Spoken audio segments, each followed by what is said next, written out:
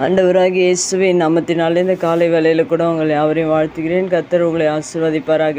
இந்த நாளிலே கூட என்னாகமம் 11ஆம் அதிகாரம் 23ஆம் வசனத்தை கூட வாசித்து தியானிக்கலாம். அதற்கு கர்த்தர் மோசேயை நோக்கி, கர்த்தருடைய கை குறுகியிருக்கிறதோ, என் வார்த்தையின்படி நடக்குமோ நடவாதோ என்று நீ இப்பொழுது காண்பாய் என்றார். மிக அருமையான வேதவசனம் இங்கு கர்த்தர் மோசேயை நோக்கி சொல்லுகிற வார்த்தையாக இருக்கிறது.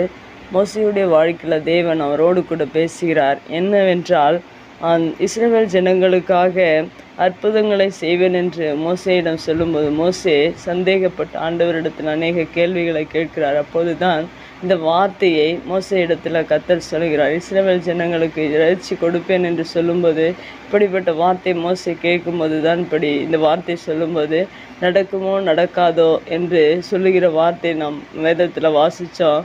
இந்த வாசித்த வசனங்களில் அவருடைய வல்லமை எப்படிப்பட்டது, அவருடைய வார்த்தையின் வல்லமை எப்படிப்பட்டது என்பதை மோசே அறிந்து கொள்ளாமல் இப்படி பேசினதை குறித்து இங்கே எழுதப்பட்டிருக்கிறது. அந்த வசனத்தில் நாம் அறிந்து கொள்ள வேண்டிய காரியம் என்னவென்றால், கர்த்தருடைய வல்லமை நாம் முதலாவதாக மிகவும் முக்கியமாக நாம் அறிந்து கொள்ள வேண்டியது. நம்முடைய வாழ்க்கையில் கூட அற்புதங்களை நாம் ஆண்டவரிடத்தில் பெற்றுக்கொள்ள வேண்டும் என்றால் தேவனுடைய கரத்தின் வல்லமை குறித்து வேதத்தில் அநேக இடங்களில் எழுதப்பட்டிருக்கிறது.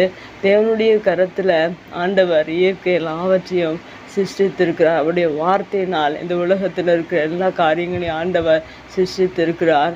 ஆதியாகமம் புஸ்தகம் 1 அதிகாரத்தில் நாம் வாசித்தோம் என்றால் அவருடைய வார்த்தையின் வல்லமை, அவருடைய கரத்தின் வல்லமைகளை குறித்து அநேக காரியங்கள் எழுதப்பட்டிருக்கிறது.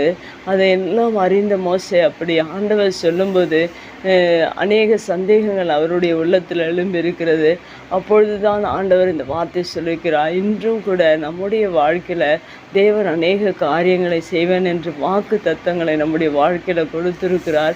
அப்பொழுது நம்முடைய வாழ்க்கையில் அநேக சந்தேகங்கள் உருவாகிறது. அப்படி உருவாகும்போது ஆண்டவர் நம்மை பார்த்து கேட்கிற கேள்விதான். அன்று மோசே கேட்டது போல இன்று உங்களுடைய வாழ்க்கையில் உங்களுக்கும் ஆண்டவர் இந்த வார்த்தையை சொல்லியிருக்கிறார். ஒருவேளை நீங்கள் ஆண்டவரிடத்தில் அற்புதத்தை எதிர்பார்ப்பீர்கள் என்றால், ஆண்டவர் உங்களுக்கு அற்புதத்தை செய்வேன் என்று உங்களுடைய வாழ்க்கையில் சொல்லியிருப்பார் என்றால், ஆண்டவர் உங்களுக்கும் இன்றைக்கும் செய்ய வல்லவராக இருக்கிறார்.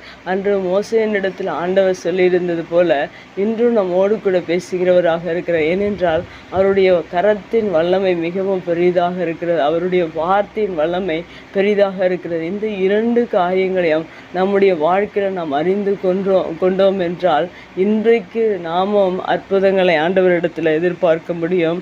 ஆண்டவரும் அதை தான் சொல்கிறார். இன்றைக்கு நீ இப்பொழுது காண்பாய் என்று சொல்லப்பட்டிருக்கிற மோசே அன்று ஆண்டவர் செய்த அற்புதங்களை அவருடைய கண்களாலே அவர் கண்டது போல நீங்களும் சந்தேகப்படாதபடிக்கு ஆண்டவருடைய வார்த்தை விசுவாசிப்பீர்கள் என்றால், வாக்கு தத்தங்களை விசுவாசிப்பீர்கள் என்றால் ஆண்டவருடைய கரம் ஒருபோதும் குறுகி போவதில்லை. ஆண்டவருடைய வார்த்தையின் வல்லமை ஒருபோதும் குறுகி போவதில்லை. ஏனென்றால் மரித்த லாசருவை ஆண்டவர் அவருடைய வார்த்தையினால் எழுப்பியிருக்கிறார். வானத்தை அவருடைய கரத்தினால அவர் விரித்திருக்கிறார் என்று வேதத்தில் எழுதப்பட்டிருக்கிறது. இன்னும் அநேக காரியங்கள் கரத்தின் மேன்மைகளை குறித்தும் அவருடைய வார்த்தையின் மேன்மைகளை குறித்தும் ஆதியாகமம் புஸ்தகம் முதல் வெளிப்படுத்தல் வரைக்கும் அவருடைய வார்த்தையின் வல்லமைகளை நாம் அறிந்து கொண்டிருக்கிறோம். ஒவ்வொரு நாள் வாசிக்கும் போதும் தேவனுடைய வல்லமைகள், தேவனுடைய கரத்தின் வல்லமைகளை நான் அறிந்திருக்கிற நாம் ஒருபோதும் சந்தேகப்படாதபடிக்கு கர்த்தரிடத்தில் அநேக அற்புதங்களை நீங்கள் பெற்றுக்கொள்ளுங்கள்.